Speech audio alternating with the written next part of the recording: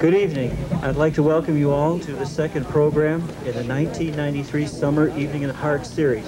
This evening's program is going to be presented by Mr. David McMacken, and it's titled The King of America, Alma's Louise Yeoman's King.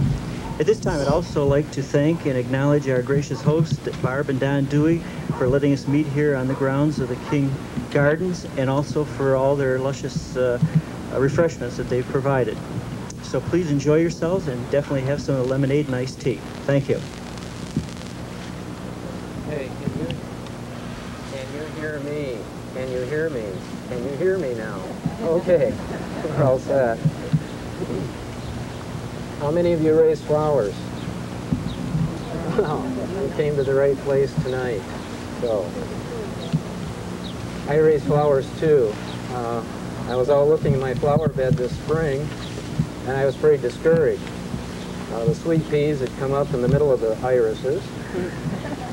The phlox had sneaked into the peonies, and they seemed to be stunting their growth. A pesky weed was making an attempt to take over the entire flower bed. Violets had thrown seeds everywhere. These seeds had all germinated, and they were growing enthusiastically. The chives, likewise, had seeded far and wide, and they were popping up in the middle of the Shasta daisies.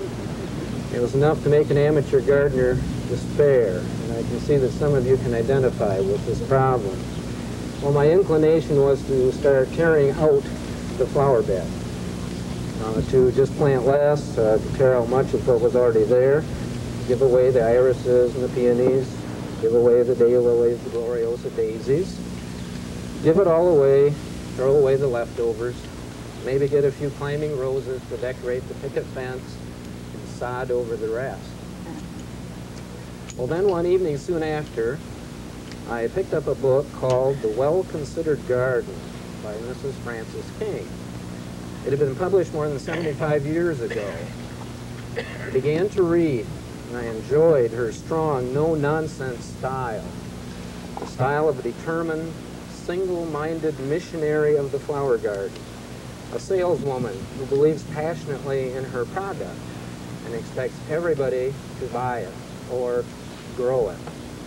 Soon I was absorbed as she described how to design an attractive flower bed. She described it as the most logical thing a person, at least any self-respecting lover of flowers, would do.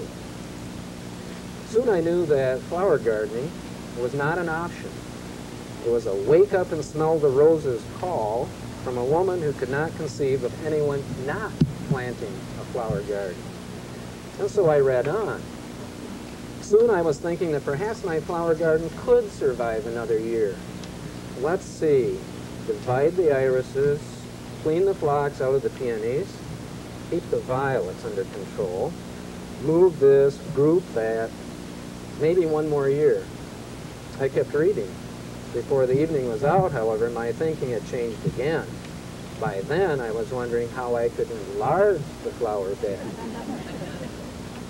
Mrs. Frances King had worked her magic on me, the same magic that had inspired thousands upon thousands of gardeners across the United States and around the world, and had set her apart as the Dean of American Gardeners.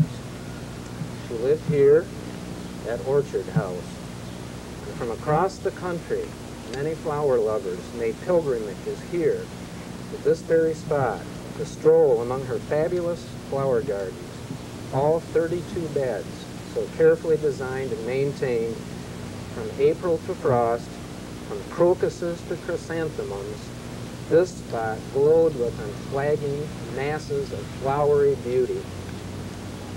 And here from Orchard House, she promoted the growing of flowers with a passion and a devotion that reached out and captured a public eager to indulge in flower growing, serious flower growing, that is.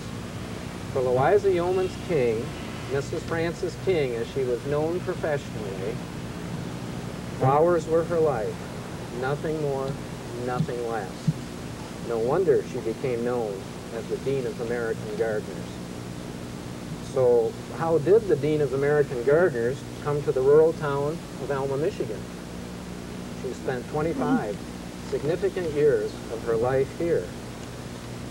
The circumstances that brought her and her husband Francis and their 3 children to Alma were not pleasant. Francis King, the son of a wealthy Chicago textile merchant, in plain terms, was an alcoholic.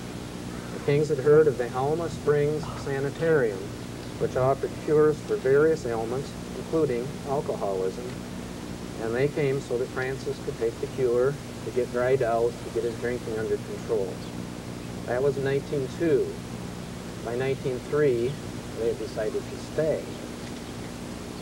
Alma offered an odd combination of high society and rural ambiance that Louisa King found attractive.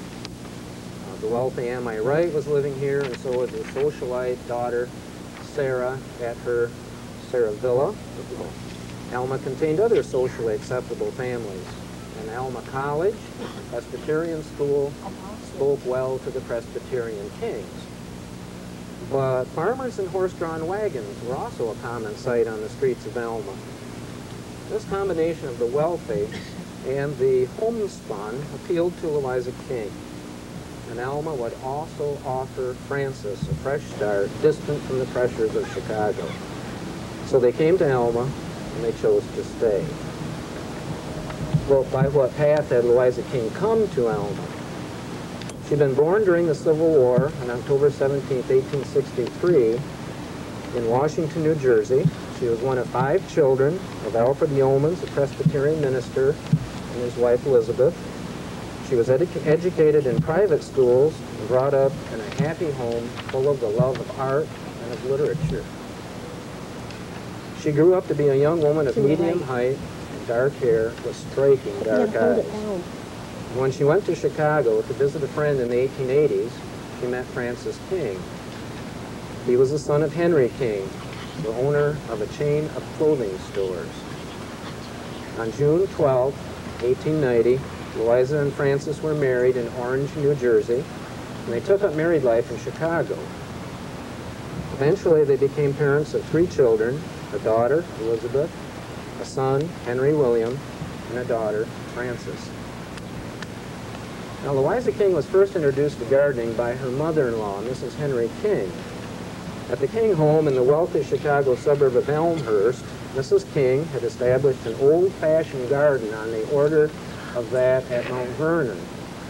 Her herb garden alone contained as many as 210 varieties, Louisa later recalled. Once her interest in gardening been aroused, Louisa began reading extensively in her mother-in-law's library of gardening books, especially those written by English writers. Very judiciously, she rejected many traditional ideas in gardening design, and she became a convert to the ideas of the influential English gardener Gertrude Jekyll. The foundation of Louisa King's gardening career had been laid. When the Kings first came to Alma, they stayed in a suite at the sanitarium where Francis underwent treatment. Once a decision had been made to stay in Alma, they went searching for property, and they found it here on North State Street. For if Alma had any aristocratic street, this was it. They bought the equivalent of a half a square block, about 2 acres, of the Lyman Cahoon property, including the large brick Cahoon house that stood over here on the corner. That house was not to be their home, however, and they sold it, stipulating that it should be removed from the property.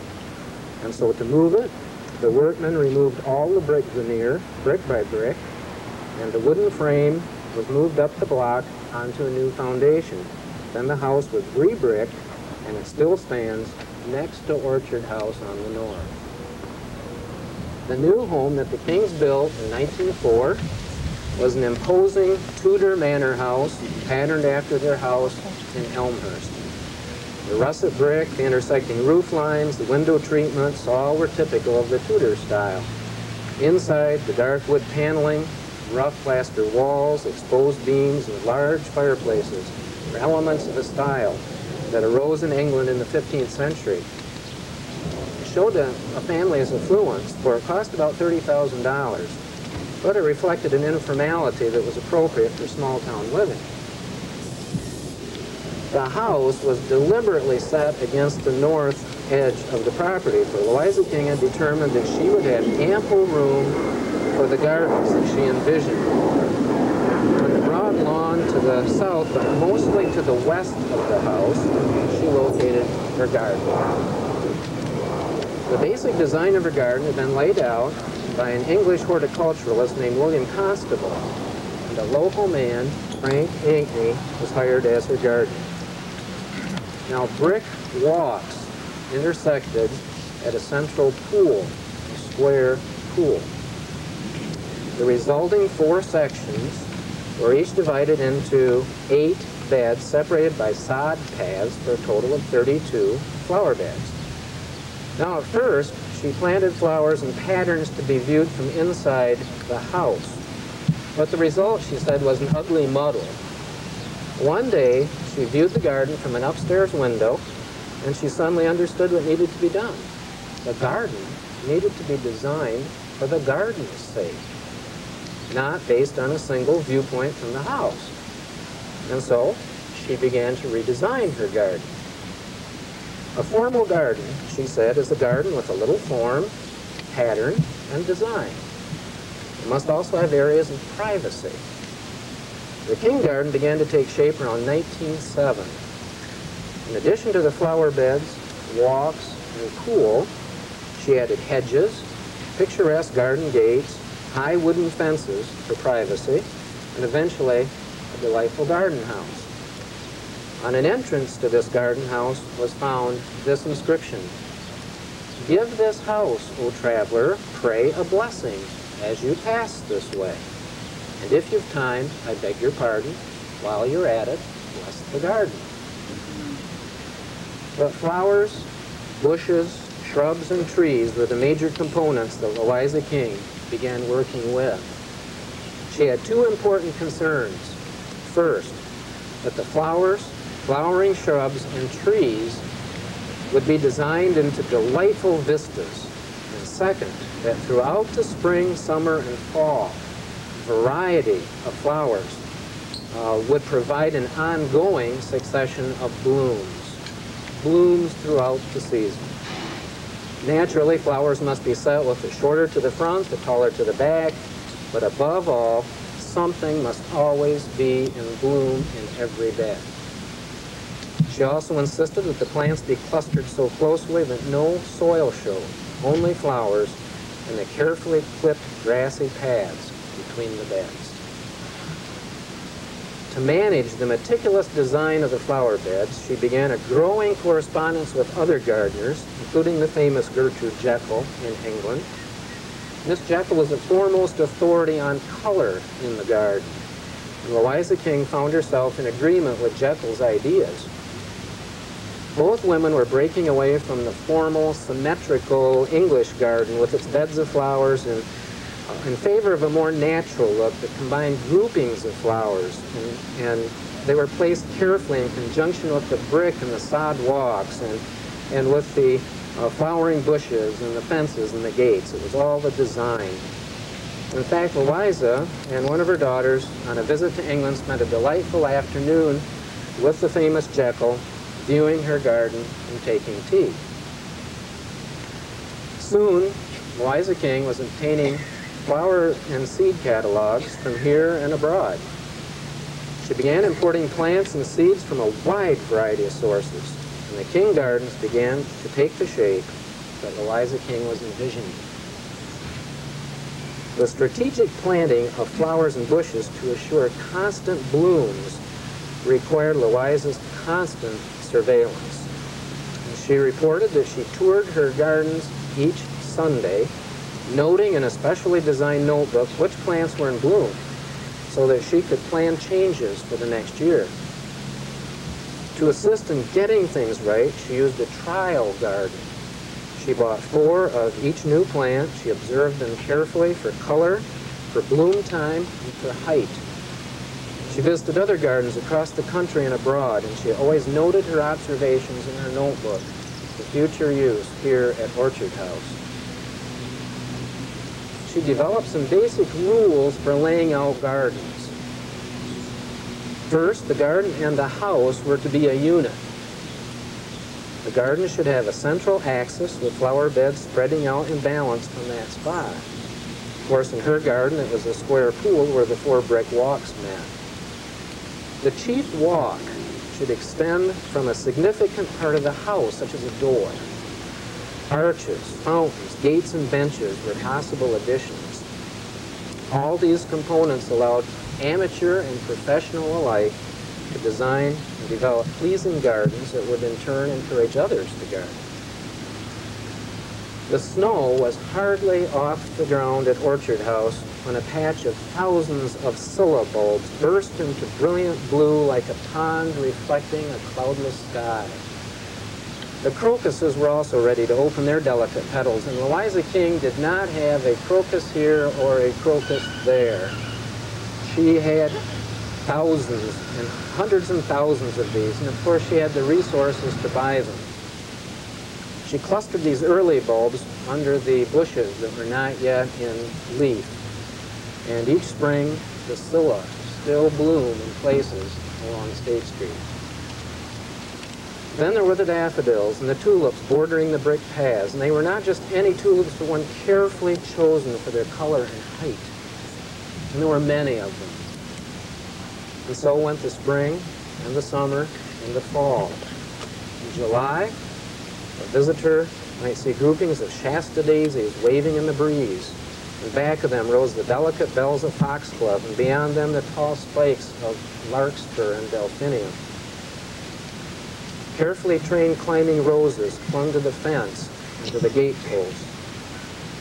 Earlier in the spring, a large variety of lilacs scented the gardens and glowed with masses of flowers. Color was so significant to Louisa King that she thought she even considered a single color flower bed, maybe white, maybe all blue. She speculated how beautiful an all-white garden would be in the moonlight. And she spoke of various strains of flowers as if they were old friends. The knowledge of flowers she was amassing was turning an amateur gardener into a professional. Of course, all of this could not have been done without her gardener, Frank Ankney, who managed the heavy work and followed her instructions in keeping the gardens spectacularly beautiful. And so the King Gardens flourished. Soon Louisa felt confident enough and enthusiastic enough to begin writing about her lovely garden, and the articles were published in the Garden magazine. In 1910, at the age of 46, Louisa King became an author. Trees from the old Cahoon orchard stood in both the Lancashire and the King yards, and evidently Francis King planted additional trees here at the south side of the property. Perhaps some of these trees that are shading you right now. And Francis and Louisa gave to their home the name it was to retain during the years of their residency, Orchard House. Now, the years after 1910 were years of intense activity for Louisa and Francis. As Louisa began establishing a national reputation as a gardener, Francis was busy on the local scene, involving himself in various manufacturing concerns, including Alma's Great Republic Truck Company. He served for several years as mayor of Alma. He was politically a Republican. He attended state and national conventions, and in 1913 was elected state senator. They both traveled very often to visit friends in Grand Rapids and family in Chicago. And Francis traveled across the country very often on business, often to New York City on behalf of Republic Truck. What was Louisa doing? In 1912, she established the Garden Club of Michigan. She became its president. In 1913, she helped found the Garden Club of America and was its president. In 1914, she helped found the Women's National Farm and Garden Association, and she was its president. How she managed to maintain her gardens, her correspondence, her travels, her executive responsibilities, and her family life is a tribute to her intense energy. Sometimes, perhaps, all the bases were not covered, so to speak, as the King children later indicated that sometimes they felt their mother had neglected them. but they were sent to exclusive schools in the East and were away from home most of the year. Now, it may have been easy to fall prey to involvement when, as a mother and head of a house, you have a cook, maids, a gardener, and any other hired help you wish. While Louisa King was described as gracious and friendly, she still reflected a cool formality and dignity that reminded people that, even in her gardening attire, she was Mrs. King. She hosted classes from the local schools. One time, Miss Stitt, principal of the school, took a small group of 7th graders to Orchard House. Mrs. King had just returned from Europe. The dust covers were still on the furniture. Only one maid had shown up that day, but the children were served tea from an elegant china service. Nobody spilled or broke a thing. Louisa King often entertained the Alma Women's Club at Orchard House, even though she was never a member. She was instrumental in the establishment of the Civic Improvement League. It was an organization of Alma women that sought ways of making Alma a more pleasant town. And just parenthetically, I might say, the town has probably never seen a more effective organization than the Civic Improvement League. It just did immense things for this town. They tackled beautification projects. They urged cleanliness in streets and yards. They encouraged children to become involved in gardening. They encouraged cultural interests. And as perhaps their crowning glory, they planted the spectacular rose fence at the depot. Travelers embarking and disembarking from the trains were astonished at the beauty of the huge mass of pink ramblers when in full bloom.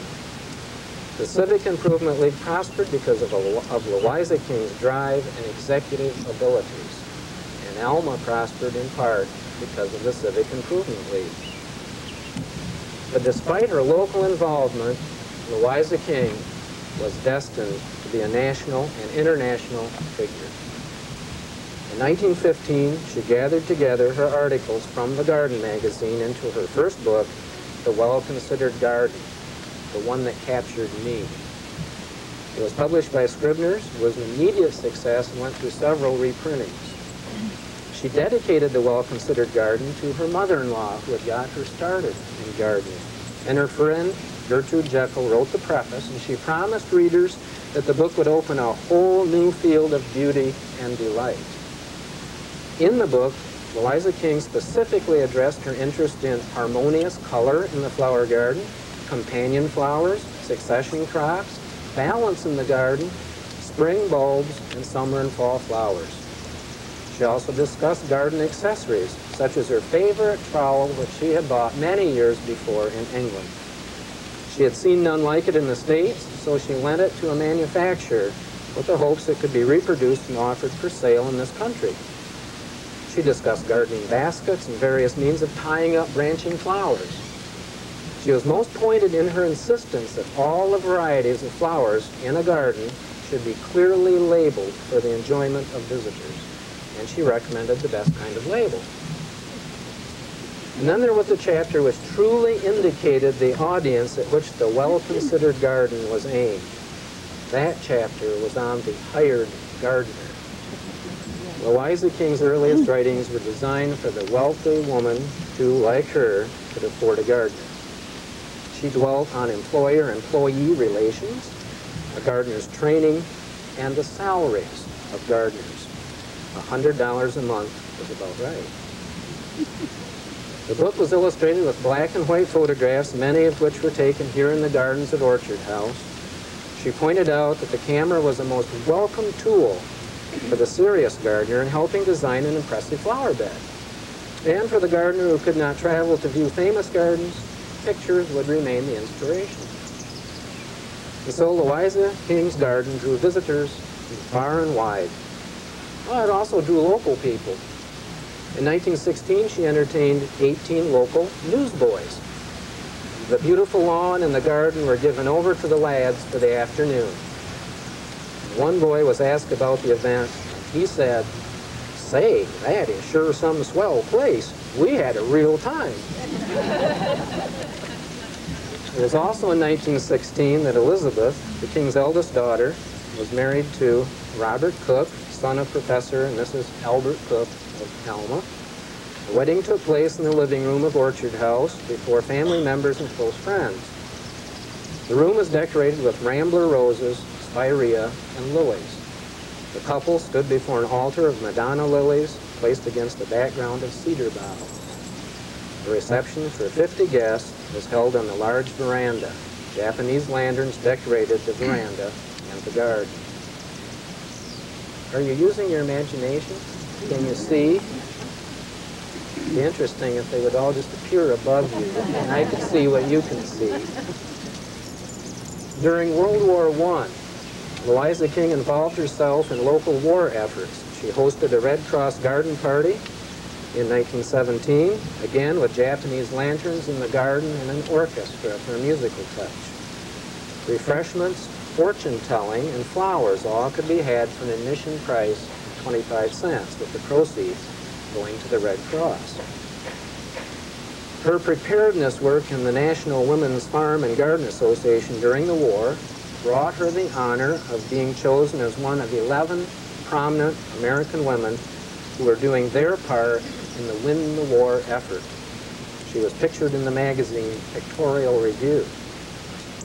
In 1917, daughter Frances was wed to Howell Lewis Reed of Grand Rapids. He was a lieutenant in aviation, and since the war was on, the couple was stationed in San Antonio, Texas. A year later, Frances died of appendicitis there. And later in that year, her husband, Howell Reed, died of pneumonia in Paris. Despite this double tragedy, Louisa King moved on in her activities. With the war over, gardening enthusiasm returned, and Louisa King was ready to preach her gospel to a new congregation, this time of the rank and file, not just the wealthy. Suburbs were growing, and women wanted to know how to landscape their new yards. Louisa King kept writing.